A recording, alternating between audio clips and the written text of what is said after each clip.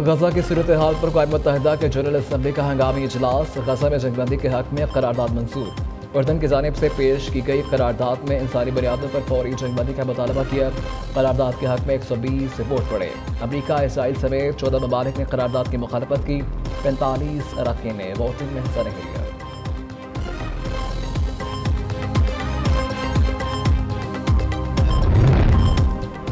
اسرائیل کی غزہ پر بڑی زمینی کارروائی شروع، اسرائیلی ٹینک داخل، شدید بمباری، شمالی اور وسطی غزہ میں دھماکوں سے گونج اٹھے، بڑے رہائشی علاقے تباہ، حملوں میں تیزی، شہداء کی تعداد 7400 ہو گئی، انٹرنیٹ سروس معطل، ہسپتالوں میں ایندھن ختم ہو گیا، تاریکی کا راج ہے، سانسوں کی ٹوٹتی ڈور جوڑنے کا مشن، موبائل فون کی روشنی میں زخمیوں کی آپریشن جاری ہے، اندھیرے میں ڈوبے ہسپتالوں میں زخمیوں کی آہیں گونج رہی ہیں، دباغ ہے نہ مرہم پٹی کا سامان، جو بچایا جا سکتا ہے وہ بھی مر رہا ہے، ہسپتالوں کے ذہن شہداء سے بھر گئے، کفن کم پڑنے لگے، اقوام متحدہ نے بحران کے شدید ہونے کا انتباہ جاری کر دیا۔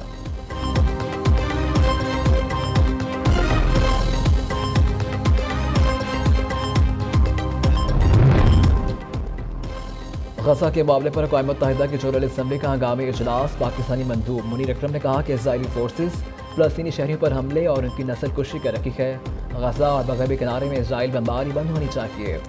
OIC اور عرب ممالک کا مطالبہ ہے کہ غزہ میں جنگ بند کی جائے۔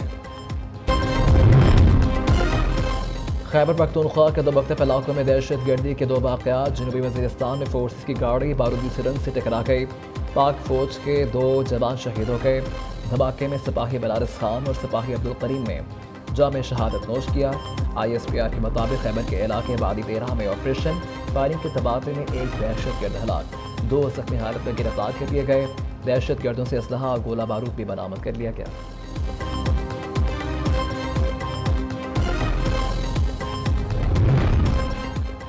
ملک میں عام انتخابات کب ہوں گے؟ الیکشن کمیشن کا 28 جنوری کی تاریخ مقرر کرنے پر غور، عام انتخابات کا شیڈیول 30 نومبر کو جاری رکھنے کا فیصلہ، حتمی حلقہ بندیوں کے ساتھ انتخابی شیڈیول جاری کیا جائے گا۔ الیکشن کمیشن کی جانب سے سپریم کورٹ کو 2 دن بعد تحریری طور پر آگاہ کرنے کا امکان ہے۔ انتخابی حلقوں پر اعتراضات جمع کروانے کا وقت ختم ہو گیا، الیکشن کمیشن حلقہ بندیوں پر اعتراضات کے لیے بینچ مقرر کر دیے، حلقہ بندیوں پر اعتراضات 1 نومبر سے سنے جائیں گے۔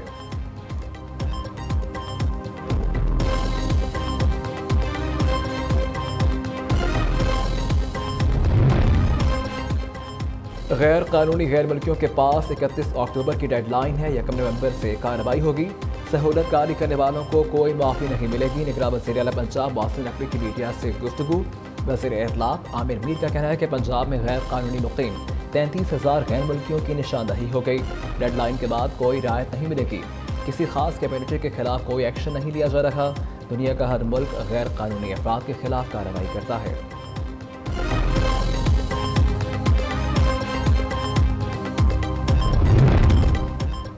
اور پاکستان کو جنوبی افریقہ کے ہاتھوں شکست، سیمی فائنل تک رسائی مزید مشکل ہو گئی، ورلڈ کپ میں مسلسل 4تھی شکست، بات اگر مگر سے بھی آگے نکل گئی، کوئی معجزہ ہی فنشرز کو سیمی فائنل میں پہنچا سکے گا۔